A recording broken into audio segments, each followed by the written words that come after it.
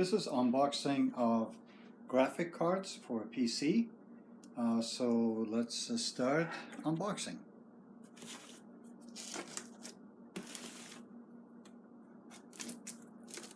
So you want to be careful opening this.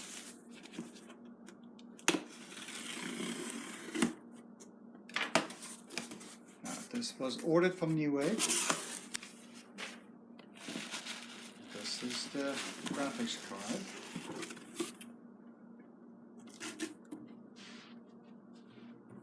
Alright, it's MSI graphics card. This is a 1080 Ti. So let's break the seal on this and see what we could see inside the box. The fresh seal of this.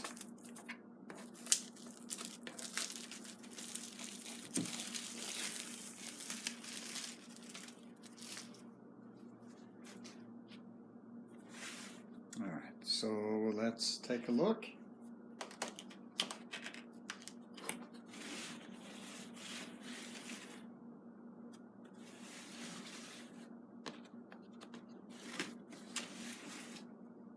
So let's take a look.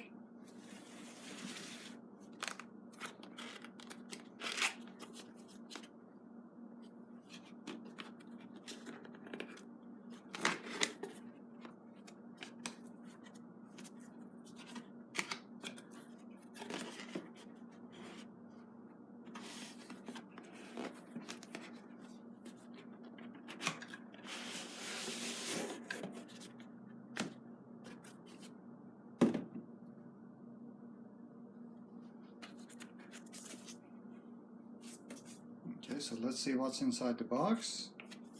We have MSI envelope. Let's take a look. What's in here?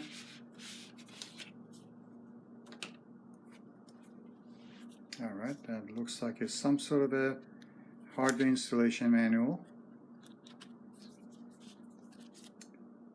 So I don't know what this is. Maybe some cartoon booklet.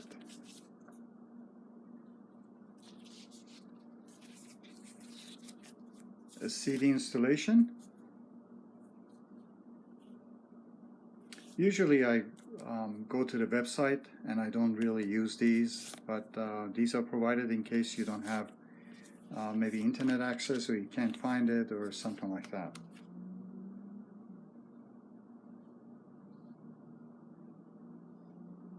And there is some sort of a sticker, so these are stickers.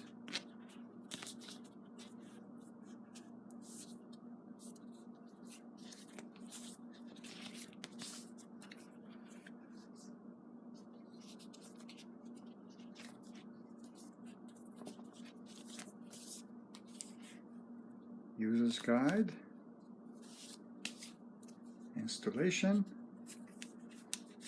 and a sticker.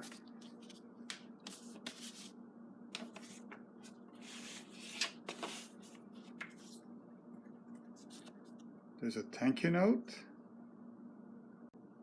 There is also a little box like this inside the box, and it contains some sort of a connector for the power connector.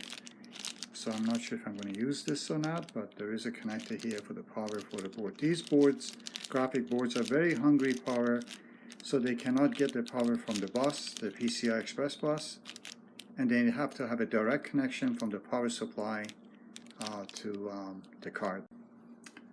So I set up this power strip, and it is in off mode, and I have the power strip connected to the ground and is on my hand, and now if I touch electronics I won't cause an issue with the EST, they call it. So any sort of a static electricity would damage electronics, so you would have to ground yourself. So now that we are grounded, we can touch the hardware. So this is the card that we're going to put in.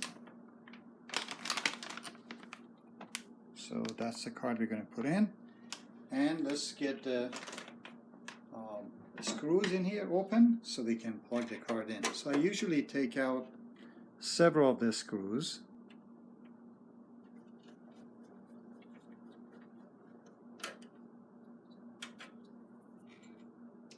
So these cards are usually 2 slots of the computer. They're so thick that they need to have 2 slots, so we're going to have the 2 slots open. And a slot that is closest to the area where the memories are, that slot is the first slot that you need to plug it in.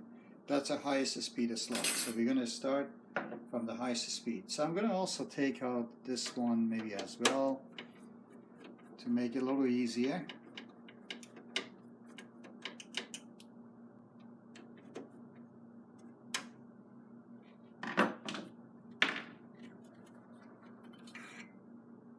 Okay, now that the slots are open, we're going to open this.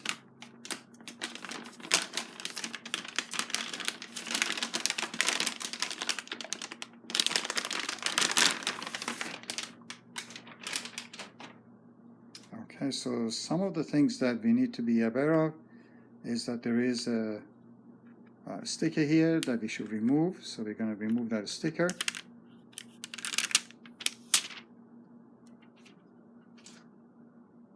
So the other thing that we need to be aware of that this card has ports that are closed up. You're better off to leave them closed so that the dust won't get in if you're not using them. So this one has an HDMI, and DisplayPort, and a DVI. So HDMI, it's alright for 1080, but if you're doing 4K at 60 Hertz, especially at 60 Hertz, the DisplayPort is the way to go. Otherwise you would get some sort of delay. They call latency. Next, we have something else in here that protects the bus. So this thing in here protects the bus, so you need to remove it. And try not to touch it because the oil from the fingers may possibly cause interference with the contact. And everything seems pretty good. And let's plug it in.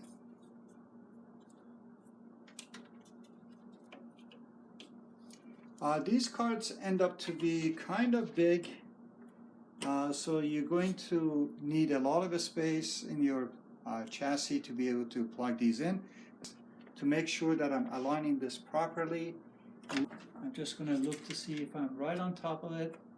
So it looks like I am, so I can start squeezing this in. So that's it. The card is now plugged in. Connect the power supply wires, and then we should be good to go. So I have my box that I saved for my power supply. I have a 760 watt. I'm going to grab the cables from the box and plug it into the power supply. So one thing about the graphic card, they are very hungry power consumption. They have about something like 200 to 300 watt that they draw. I think it's about 250 for this card.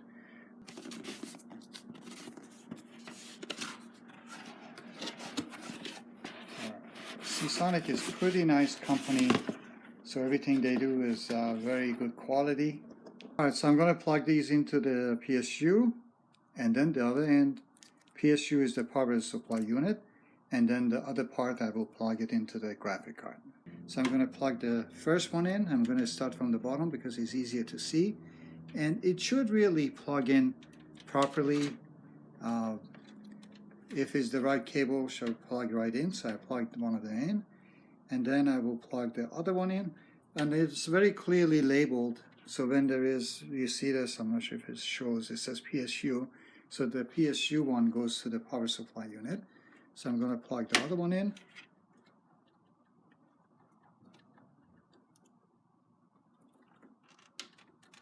And you hear a little clip. So it should really, the clip getting clicked into the right area. So you should hear that clip. I'm going to plug this into the graphic card. So now is a good time for thinking of cable management. So perhaps this is way too long. My chassis is actually smaller than the full-size tower. So I'm going to try to tuck it in and maybe do a little bit of cable management. Cable management would provide a better airflow, so you need to provide a cable management. Fine. So I will try to align it with an 8-pin.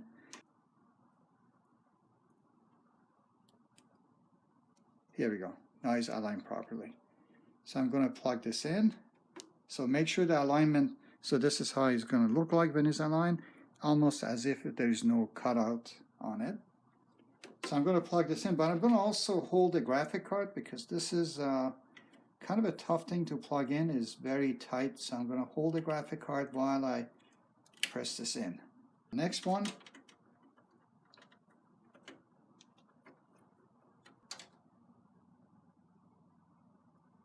And hold the graphic card while I put pressure on this so that it doesn't get too much pressure on one side of the graphic card.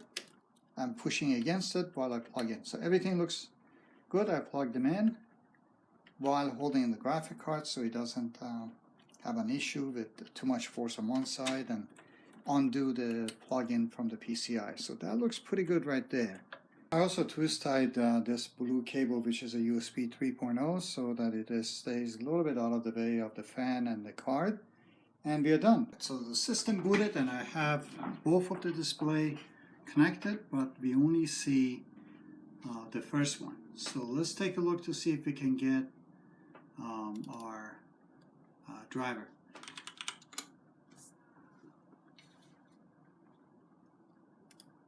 So let's do. It says select. So what we have here. So let's change the resolution a little bit so we can see better. So we have Windows 7 64-bit. We click on that one and click on this. I'm going to download it. So it's almost done.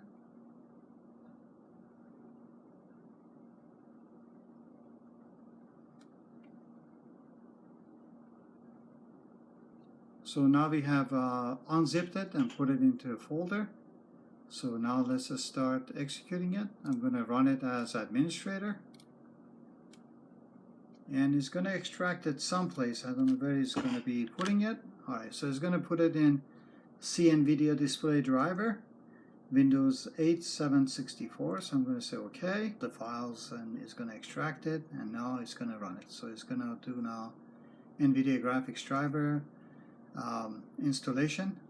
So it checks compatibility, and after that it should start installing. So there's some license agreement. We're going to say agree and continue. Custom. So I'm going to look at the custom and see what it looks like.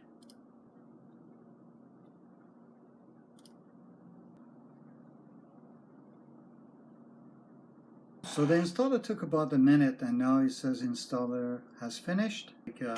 Restart now here and wait for the computer to restart and see what the computer looks like after it's doing this.